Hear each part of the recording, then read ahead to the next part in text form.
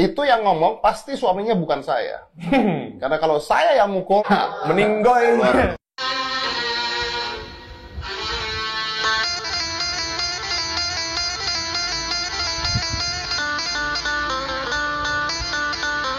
tentang kalau jadi istri dipukulin itu tidak apa-apa. Tidak usah ngomong ke siapa-siapa. Berdoa saja. Suaminya bakal berubah. Katanya gitu. Iya. Itu yang ngomong pasti suaminya bukan saya. Karena kalau saya yang mukul, meninggoy.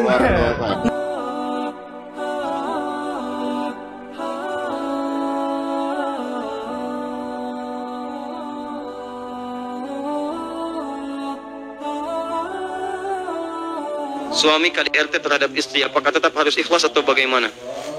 Baik, 10 tahun. Ibu tahu suaminya Asia siapa namanya? Fir'aun. Fir'aun KDRT terhadap Asia. Baik, berapa lama KDRT-nya? Seumur hidup. Tidak seumur hidup. KDRT-nya dimulai saat Asia beriman kepada Allah Subhanahu wa taala. Maka ketika Asia dekat dengan Allah, muncul kemudian perasaan sakit dan sebagainya. Tapi apa yang dilakukan? Lihat sini, dia bersabar kemudian bermohon kepada Allah. Ya Allah, berikan petunjuk. Ya Allah, tunjukkan akhlak mulia. Ya Allah, dia berdoa, dia praktekkan, dilakukan dengan buruk, dijawab dengan kebaikan, sikapnya mulia dan seterusnya. Sampai puncaknya Fir'aun tidak mampu menerima kemuliaannya, maka Allah pisahkan kehidupan mereka di akhirat. Dengan cara bagaimana? Istrinya dieksekusi oleh suaminya, tapi indahnya Asia berdoa kepada Allah dan diabadikan dalam Al-Quran. Indah doanya. Rabbi ibnili baitan fil jannah. Ya Allah, bangunkan aku satu rumah di surga karena kesabaranku menghadapi keburukan Fir'aun ini. Dan selamatkan aku tidak bersama dia saat di akhirat nanti. Pisahkan aku dengan dia. Cukup di dunia aku berjuang mengajak dia untuk kembali kepadamu. Aku menerima sakit ini ya Allah, tapi mohon ganti setiap sakitku dengan engkau bangunkan satu rumah di surga. Dan Allah kabulkan itu. Dari sini kemudian kata para ulama, jika anda masih bisa sabar berbuat kemuliaan pada suami anda, dengan itu barangkali ada kemuliaan-kemuliaan pada anda, sabar menerima perlakuannya, sepanjang tidak mengganggu anda ibadah, tidak menjauhkan anda dari Allah. Kalau anda mampu bersabar untuk berdakwah, silahkan dakwahi, maka ada peluang bagi anda mendapatkan satu rumah di surga seperti Asia mendapatinya. Tapi ulama sepakat, kalau gangguan itu menjadikan ibu jauh dari Allah, tidak bisa sholat, sulit mendekat, jauh dari Quran, bahkan ibu bisa bermaksiat lebih besar, maka ibu boleh bermohon kepada Allah untuk mendapatkan takdir yang terbaik sesuai dengan ketetapan dalam Al-Quran. Ada khulu di situ. Konsultasi pada para ulama. Dengarkan bagaimana solusi terbaiknya. Ada pilihan-pilihan dalam Al-Quran. Pertama ada islah. Quran surah keempat An-Nisa ayat 35. Yurida islaha yuwaffiqillahu bainahuma. Sampaikan pada perwakilan keluarga perempuan, keluarga laki-laki menyampaikan, dudukan oleh dua orang wali, maka jika keduanya ingin berubah, Allah akan berikan hidayah pada suaminya untuk berubah. Jika tidak, maka Allah akan pisahkan dengan cara yang terbaik. Paham ya? Kemudian yang ketiga nih saksi bahasan kita, wadribuhun. Kalau mereka tetap tidak mau juga berubah, nggak mau tutup aurat, nggak mau sholat, nggak mau jalankan kewajibannya, maka baru pukul mereka. Jadi ada perintah di sini dibolehkan memukul. Nanti kita akan rincikan masalah itu.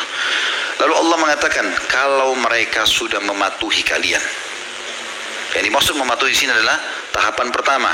Kalau sudah diingatkan dia mau taubat, jangan ya ini nggak boleh. Baiklah, maaf ya, ini misalnya udah selesai. Jangan pindah ke tahapan setelahnya. Jangan bilang misalnya, kan Al-Quran surah An-Nisa mengatakan saya harus hukum kamu 3. Ya. Jadi saya tegur sekarang, biar kau sudah minta maaf, tetap nanti malam saya boikot kamu. Ya. Juga saya pukul dulu. Ini nggak boleh.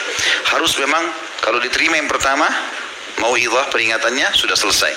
Kalau tidak mau, baru pindah ke boikot tadi. Kalau nggak mau, baru pindah ke pukulan. Kata Allah, fa'in ata'nakum. Kalau mereka sudah mematuhi kalian. Baru peringatan pertama sudah, atau peringatan kedua sudah, gitu kan? Atau pada saat yang ketiga pun pindah sudah, maka janganlah kalian sengaja mencari-cari kesalahan mereka.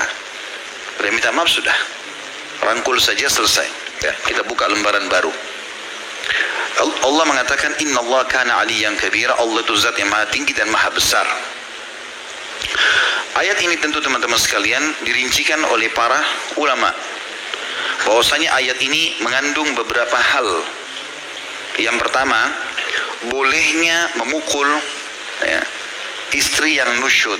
Syaratnya nusyud. Ya. Dan harus diikuti dengan tidak boleh memukul wajah. Karena ini dijelaskan di dalam hadis Nabi SAW riwayat Abu Daud. Perincian daripada wadribuhun, pukullah mereka, itu Nabi SAW mengatakan wala tadribul wajha wala tukabbih wala tahjur illa fil bait. Jangan pernah kalian memukul wajah, jangan kalian menjelek-jelekkan, dan jangan juga kalian memboikot kecuali di rumah. Ya. Berarti di sini ada batasan, pukulan boleh tapi wajah tidak boleh. Walaupun ada perintah dalam Al-Quran untuk memukul, gitu kan. Kemudian Ibnu Abbas radhiyallahu anhu juga menjelaskan tentang masalah firman Allah Subhanahu wa taala ini.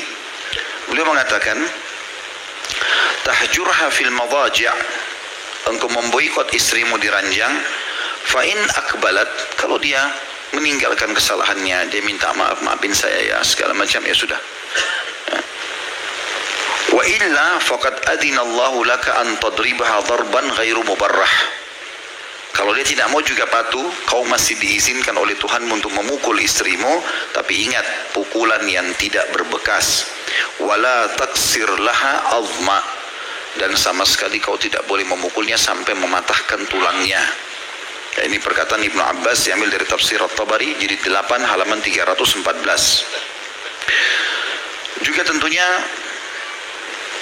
ada penyampaian Nabi SAW berhubungan dengan masalah pukulan ini, atau merincikan tafsir An-Nisa 34 tadi. Beliau mengatakan tentang hak suami, walakum alaihinna alla yuti'na farashukum ahadan takrahuna, dan kalian punya hak dari para istri untuk mereka tidak memasukkan siapapun ke dalam rumah kalian